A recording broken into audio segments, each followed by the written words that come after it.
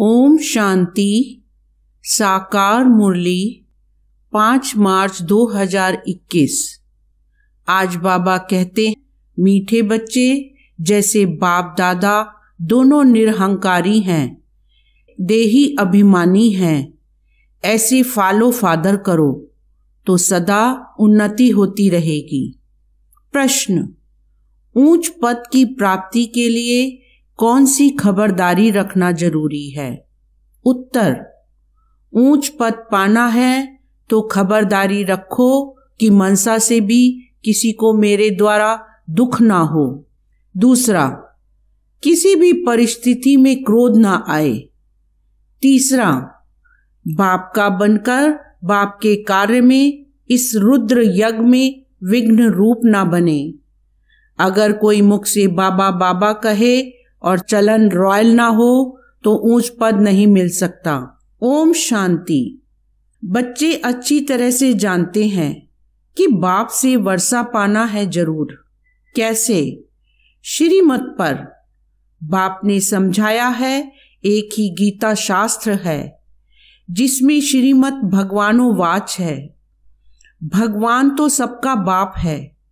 श्रीमत भगवानो वाच तो जरूर भगवान ने आकर श्रेष्ठ बनाया होगा, तब तो उसकी महिमा है।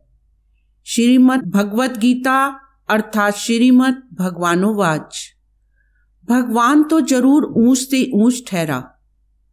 श्रीमद् भी उस ही एक शास्त्र में गाई हुई है और कोई शास्त्र में श्रीमद् भगवानोवाच नहीं है। श्रीमद् किसकी होनी चाहिए वह लिखने वाले भी समझ ना सकें। उसमें भूल क्यों हुई है वह भी बाप आकर समझाते हैं। रावण राज्य शुरू होने से ही रावण मत पर चल पड़ते हैं। पहले कड़े ते कड़ी भूल इन रावण मत वालों ने की है। रावण की चमाट लगती है। जैसे कहा जाता है शंकर प्रेरक है, बॉम्ब्स आदि बनवाए हैं, वैसे 5 विकारों रूपी रावण प्रेरक है मनुष्य को पतित बनाने का। तब तो पुकारते हैं पतित पावन आओ। तो पतित पावन एक ही ठहराना। इससे सिद्ध है कि पतित बनाने वाला और है, पावन बनाने वाला और है, दोनों एक हो नहीं सकते। यह बातें तुम ही समझते हो, नंबरवार पुरुषार्थ अनुसार। ऐसे मत समझना कि सभी को निश्चय है, नंबरवार है। जितना निश्चय है उतनी खुशी बढ़ती है। बाप की मत पर चलना होता है। श्रीमत पर हमको यह स्वराज्य पद पाना है। मनुष्य से देवता बनने में देरी नहीं लगती है। तुम पुरुषार्थ करते हो, मम्मा बाबा को फॉलो करते हो, जैसे वह आप समान बनाने की सर्विस कर रहे हैं। तुम भी समझते हो हम क्या सर्विस कर रहे हैं और मम्मा बाबा क्या सर्विस कर रहे हैं। बाबा ने समझाया था कि शिव बाबा और ब्रह्मा दादा दोनों इकट्ठे हैं, तो समझना चाहिए कि सबसे नजदीक हैं। इनका ही संपूर्ण रूप सूक्ष्म वतन में देखते हैं तो जरूर यह तीखा होगा। परंतु जैसे बाप निरहंकारी है, देही अभिमानी है, वैसे यह दादा भी निरहंकारी है। कहते हैं कि शिव बाबा ही समझाते रहते हैं। जब मुरली चलती है तो बाबा खुद कहते हैं कि समझो कि शिव बाबा इन द्वारा सुना रहे हैं। यह ब्रह्मा भी जरूर सुनता होगा। यह ना सुने और ना सुनाए तो ऊंच पद कैसे पाए? परंतु अपना देह अभिमान छोड़ कहते हैं कि ऐसे समझो कि शिव बाबा ही सुनाते हैं। हम पुरुषार्थ करते रहते हैं, शिव बाबा ही समझाते हैं। इसने तो पतित पना पास किया हुआ है। मम्मा तो कुमारी थी तो मम्मा ऊंच चली गई। तुम भी कुमारियां मम्मा को फॉलो करो। गृहस्थियों को बाबा को फॉलो करना चाहिए। हर एक को समझना है कि मैं पतित हूं, मुझे पावन बनना है। मुख्य बात बाप ने याद के यात्रा की सिखलाई है। इसमें देह अभिमान नहीं रहना चाहिए। अच्छा, कोई मुरली नहीं सुना सकते तो याद की यात्रा पर रहो। यात्रा पर रहते मुरली चला सकते हैं, परंतु यात्रा भूल जाते हैं तो भी हर्जा नहीं। मुरली चलाकर फिर यात्रा पर लग जाओ, क्योंकि वह वाणी से परे वानप्रस्थ अवस्था है। मूल बात है देही अभिमानी हो, बाप को याद करते रहें और चक्र को याद करते रहें। किसी को दुख ना दें, यही समझाते रहें, बाप को याद करो।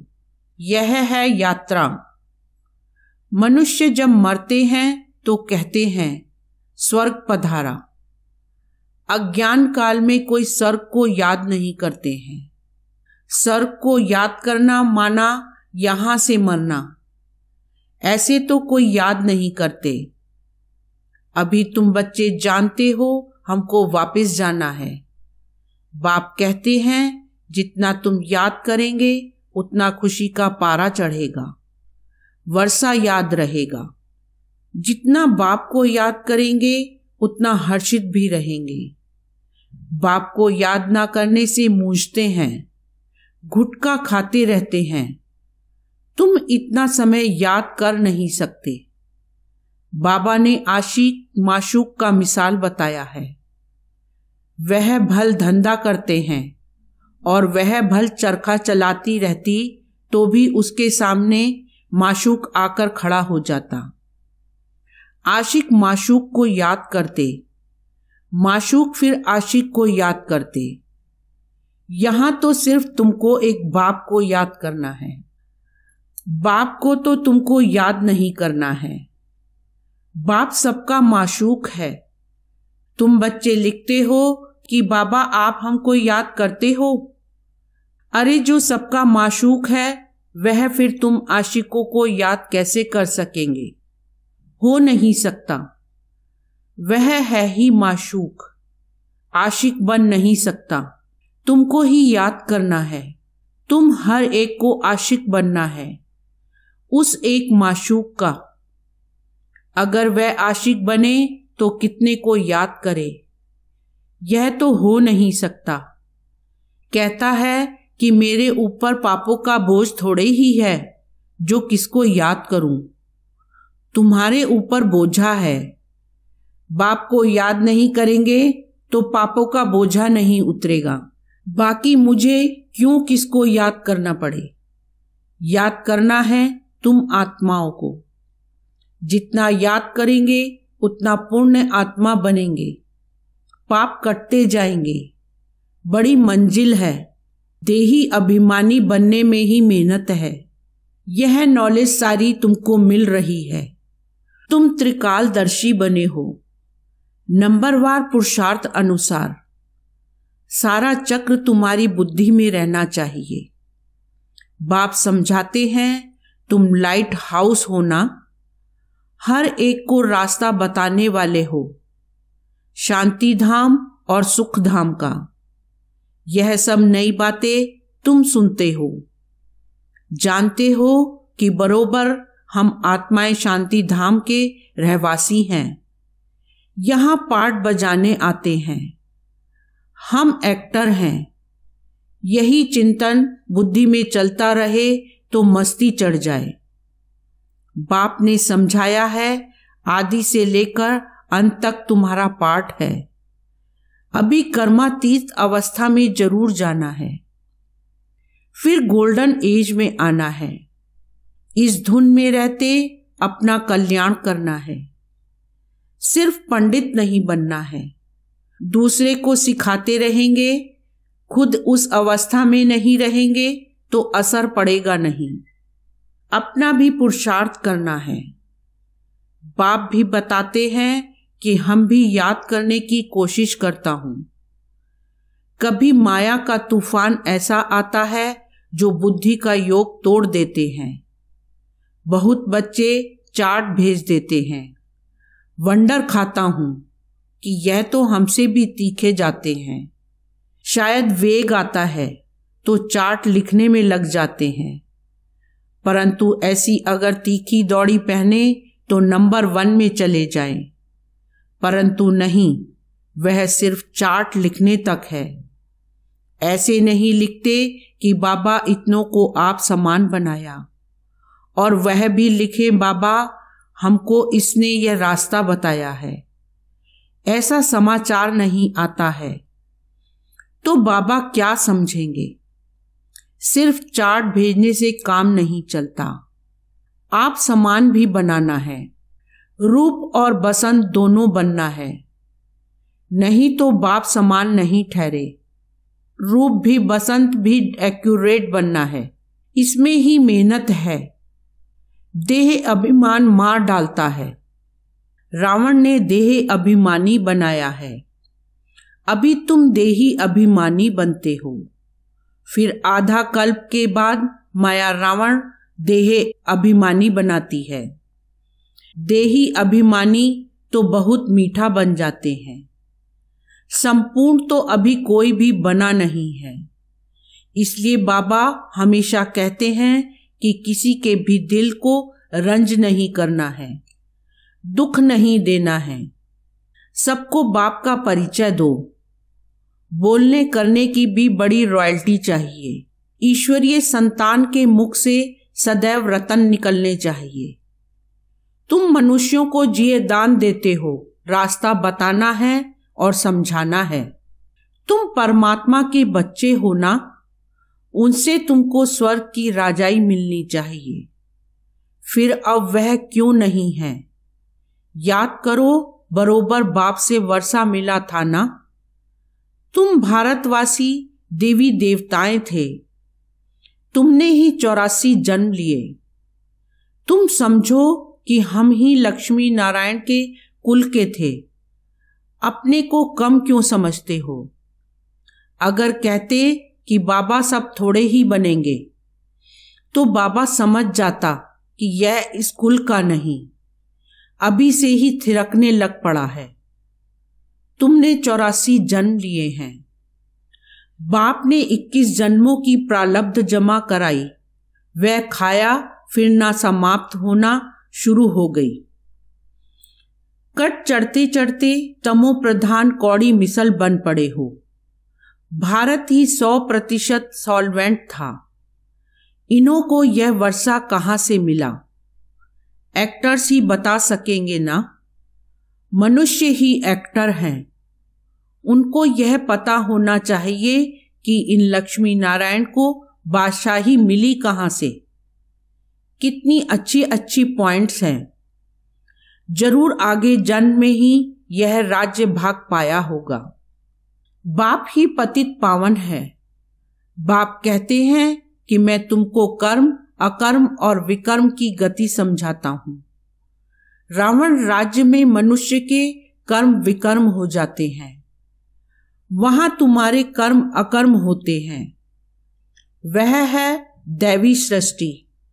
मैं रचता हूं तो जरूर मुझे संगम पर आना पड़े। यह है रावण राज्य, वह है ईश्वरीय राज्य। ईश्वर अब स्थापना करा रहे हैं। तुम सब ईश्वर के बच्चे हो, तुमको वर्षा मिल रहा है। भारतवासी ही सॉल्वेंट थे, अब इन सॉल्वेंट बन गए हैं। यह बना बनाया ड्रामा है, इसमें फर्क नहीं हो सकता। सबका झाड़ अपना अपना है, वैरायटी झाड़ है ना। देवता धर्म वाले ही फिर देवता धर्म में आएंगे। क्रिश्चियन धर्म वाले अपने धर्म में खुश हैं, औरों को भी अपने धर्म में खींच लिया है। भारतवासी अपने धर्म को भूलने के कारण वह धर्म अच्छा समझ चले जाते हैं। विलायत में नौकरी करने के लिए कितने जाते हैं, क्योंकि वहां कमाई बहुत है। ड्रामा बड़ा वंडरफुल बना हुआ है, इसको समझने की अच्छी बुद्धि चाहिए। विचार सागर मंथन करने से सब कुछ समझ में आ जाता है। यह बना बनाया अनादि ड्रामा है, तो तुम बच्चों को आप समान सदा सुखी बनाना है। यह तुम्हारा धंधा है, पतितों से पावन बनाना। जैसे बाप का धंधा वैसे तुम्हारा मुखड़ा सदैव देवताओं जैसा हर्षित होना चाहिए, खुशी में। तुम जानते हो हम विश्व के मालिक बनते हैं। तुम हो लवली चिल्ड्रन। क्रोध पर बड़ी खबरदारी रखनी है। बाप आए हैं बच्चों को सुख का वर्षा देने। स्वर्ग का रास्ता सबको बताना है। बाप सुख करता दुख हरता है, तो तुमको भी सुख करता बनना है। किसको दुख नहीं देना है। दुख देंगे तो तुम्हारी सजा 100 गुना बढ़ जाएगी। कोई भी सजा से बच नहीं सकता। बच्चों के लिए तो खास ट्रिब्यूनल बैठती है। बाप कहते हैं कि तुम विघ्न डालेंगे तो बहुत सजा खाएंगे। कल्प कल्पांतर तुम साक्षात्कार करेंगे कि फलाने यह बनेंगे। आगे जब देखते थे तो बाबा मना करते थे कि ना सुनाओ। अंत में तो एक्यूरेट मालूम पड़ता जाएगा। आगे चलकर जोर से साक्षात्कार होंगे। वृद्धि तो होती जाएगी। आबू तक क्यों लग जाएगी। बाबा से कोई भी मिल नहीं सकेंगे। कहेंगे अहो प्रभु तेरी लीला। यह भी गाया हुआ तो है ना। विद्वान पंडित आदि भी पीछे आएंगे। उन्हों के सिंहासन भी हिलेंगे। तुम बच्चे तो बहुत खुशी में रहेंगे। अच्छा, मीठे मीठे सिकील दे बच्चों प्रति माता पिता बाप दादा का याद प्यार। ऐसी याद प्यार एक ही बार मिलती है। जितना तुम याद करते हो उतना तुम प्यार पाते हो।